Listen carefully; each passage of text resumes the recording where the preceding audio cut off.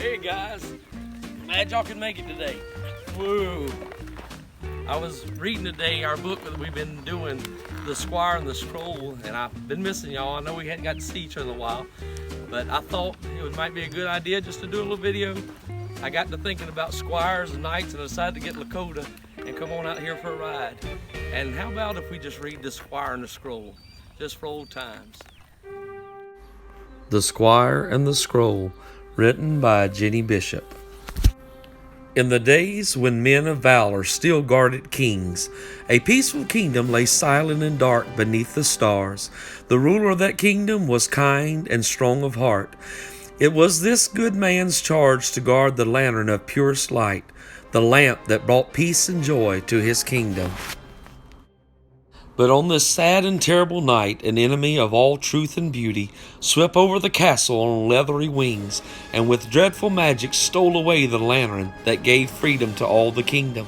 The king, the queen, and the princess mourned the loss of the precious lamp, and so did the humble citizens of the peaceful kingdom. So treasured by the kingdom was the lantern, and so beloved was the king that many young men sought bravely to retrieve the purest light. None of them returned, as one by one the sons of the kingdom disappeared. The people began to despair. At last the king was left with only his most trusted knight to be sent on the quest for the lantern. "You must journey to the Red Mountains, where your enemies are known to encamp," said the king. "I fear traps have been set for you along the way, as we have already lost so many young men. If you accomplish this task, you will return to great honor and reward. But if you do not, our good people will surely perish." The knight was fearless and did not complain about the quest upon which the king was sending him. He took with him his faithful squire. The squire was a poor boy who had journeyed far to serve the good king, to become a knight, and to serve the lantern. He was honest, a man of his word, and did all that his master asked him to do. His kind parents were not people of great position, but they had clean hearts and honored the lantern of purest light, as the people of the kingdom did. They taught their son how to guard his pure heart by the words from a simple scroll. When the time came for him to leave the village, the boy's mother and father presented him with a gift, the scroll from which he had been taught, and the boy promised to honor his parents and the lantern by living his life by the 5 truths written on the scroll. Thus he received a blessing from his mother and father, and the promise of a reward from God in return for faithfully guarding his heart. As the knight and the squire started on their journey, they spoke of their families. The knight had little remembrance of his parents, but he vaguely recalled that they had also taught him from a scroll. "As did mine," said the boy, pulling the parchment from his belt, "and it has always strengthened me and kept my heart pure." Indeed it had, for the boy knew the words of the scroll so well that he often dreamt them, and he honored the lantern by obedience to the scroll in all that he did. The words of the scroll had seen him through many a temptation, but the knight did not even remember the words of the scroll. The knight and his squire soon came upon a wood through which they must pass on their way to the Red Mountains. Where the path left the meadow and split the underbrush, they found a bag of wool. "Fallen from a traveler's wagon, no doubt," said the knight, passing it to the squire. "Keep it in case we have need of it." As the two traveled through the shadowy woods, they began to hear sounds like a rushing brook or a wind in the trees. Deep in the forest, the sounds became more like whispers. They seemed to come from the plants, the trees, the ground even. Listening intently, the knight and the boy heard evil chants, warning them to turn back, whisperings that made their hearts faint. But the boy knew how to guard his ears, for he knew the first commandment of the scroll: listen only to words that are pure. "The wool!" the lad shouted, and quickly pulled off some of the soft tufts for the knight and himself to stop their ears up with. Now courage could not be stolen from the knight or the boy, and they passed safely through the enchanted wood. After some time the knight and the squire came to a great hill, too steep for the horses to climb, but there was a brightly lit tunnel to the other side. A silver shield lay at the entrance to the passageway, and the knight handed it to the squire. thinking it might prove helpful to a boy of less experience than himself. The knight walked his horse slowly into the passageway, wary of evil doing, but he was immediately drawn to the walls of the tunnel that were encrusted with millions of gems. The boy also saw the gems, but among them, carved in the stone walls, were the evil images and frightening beings that stared from unnatural faces. In his horror, the boy remembered the second rule on his scroll that simply said, "Let your eyes look straight ahead. Fix your gaze directly before you." Without a second thought, the boy guarded his face with his shield. The knight, in awe of the precious stones, was already taking plans to take some home to the king. "But, sir," whispered the squire, "do you not see the evil carved all around the beautiful stones?" The knight looked at the squire behind the shield, then at the wall. "What? Ah, those? You are a more innocent lad than I thought. I have seen all these things before in the battle, and even worse. Are you afraid?" "Not afraid, sir, but wary," the squire answered wisely, "and begging your pardon, sir, but you ought to as well, for the scroll said so." "Silence!" shouted the knight, who usually spoke kindly to the boy. "You are only a squire. I have not become a knight because of any scroll." With that, the knight reached up to pluck a gem from the tunnel wall, and suddenly the tunnel was plunged into darkness. The squire's horse was startled and ran. The young man saw with surprise that through his shield he could see the tunnel as though it were day. The squire turned to look back upon the knight and fought to stop his horse, but to no avail. When the horse raced into the light at the other side of the hill, the opening in the mountain closed up into a wall of stone. The knight and his horse were lost. The squire jumped from his horse breathless and beat his fist against the rock. "Open! Open!" he cried, but the doorway did not reappear. Finally, the boy collapsed, grieving the loss of his master. Then the squire noticed again the scroll in his belt and grasped it tightly. "This scroll has led me safely thus far. I believe it will lead me even further still." With great faith, he straightened his back and went forward, his mind made up. He had settled it in his heart that he would do his best to complete the quest and rescue the lantern. Even if his own life was required, he would complete it for the sake of the kingdom and for the honor of his master, the knight.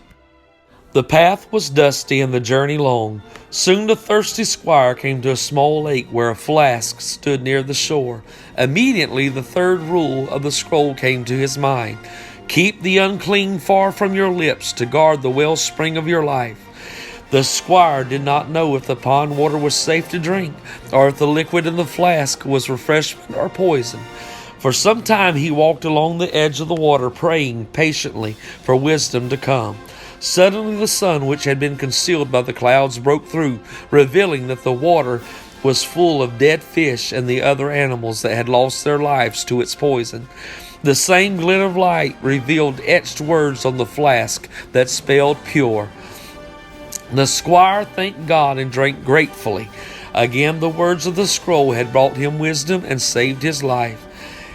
It was no surprise to the young man when he came upon a fork in the road, nor was it a surprise by the boots that sat on the ground before it.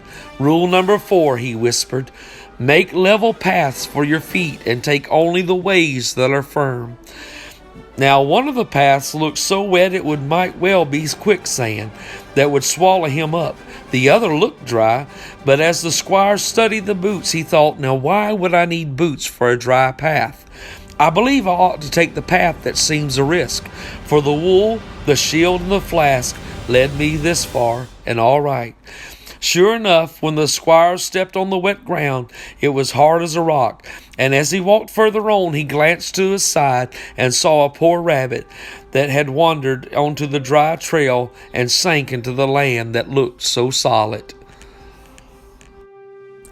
Soon the young man stood before the red mountains that glowed with an unearthly fire. Stifling vapors rose up and surrounded a yawning chasm that led to the dangerous deep caverns inside. The squire sniffed the air as his hand went to the parchment at his side. The scroll says, "Breathe only that which is pure."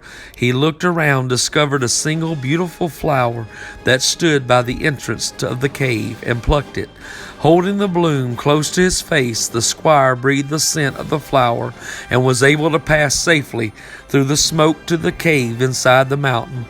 In a great hallway that wound down into the earth, the squire found himself between statues of stone on his right and his left. "The knight," whispered the squire. His companion was in the same pose he had last seen him, reaching for the precious stones on the wall of the tunnel of light. Many must have fallen because of their eyes, thought the squire, seeing all that had lifted their hands. Then with a gasp he cried, "And there is the lantern!" "There is a price for the lantern," a voice suddenly hissed. "What price?" asked the squire, facing the dragon squarely, though his heartbeat thundered in his chest. "Your scroll," snapped the dragon. "Your scroll is my price. Give it to me, and I shall return the lantern to your people." But the wise squire did not believe the creature, for dragons are known to be untrustworthy. "Give you the scroll which has served me well all my life? Never," said the boy. And as he spoke, the ground began to tremble and crack, fire and brimstone steaming up from the deep places of the earth. "Give me the scroll," shrieked the dragon, drawing itself to its full height, "or you will be consumed by my flames." "The scroll has always served me well," answered the boy, "and it will serve me now." And indeed, as he pulled the parchment from his belt, the scroll was transformed before the young man's very eyes into a fearsome double-edged sword. "For the lantern and the scroll," shouted the squire, and he plunged the sword into the dragon's body. When the squire pulled his sword from the dragon's lifeless form, it immediately became a scroll again. As the dragon sank into the burning chasm, the figures in the great hallway began to move. Those with lifted arms now seemed to be stretching after a long sleep. The knight came to himself and knelt before the squire, begging his forgiveness. "I could not guard my eyes," said the knight, ashamed. "But you kept yourself pure, so I promised to give you my reward for my life and for the kingdom that you have honored." The squire helped the knight up and embraced him. He remembered the reward that his parents had spoken of. "We are brothers," said the squire. "Forgiveness is yours." What a procession all these long-captured sons made behind the squire as they returned to the castle, leading them all on the right paths. And when the travelers came to the tunnel, it was open, and the lantern showed the way. The evil images had now disappeared, and the gems fell from the walls as treasure to be gathered for the king and his kingdom. The celebration that followed the squire's joyous return was unlike any that the kingdom had ever seen. Kneeling before the king, the squire was knighted as he had always dreamed of. "Let us never again forget," the king said to all that were present, "how the scroll has served us, and how this good knight returned our lantern because of it. Because of his bravery and his devotion to the lantern and to the scroll, he will have my daughter for a wife and rule my kingdom one day. For who better would guard the lantern of purest light than one with a heart that was pure?" A shout went up from the people, for they were all in agreement with their king. Beyond knighting the young squire, the king also instituted a new order of protectors, the Knights of the Lantern. The knight who had trained the young squire became its captain. These men dedicated themselves to the words of the scroll and to the defense of the lantern. It became the goal of many young men of the kingdom to live by the scroll and to one day serve the king in these positions of honor.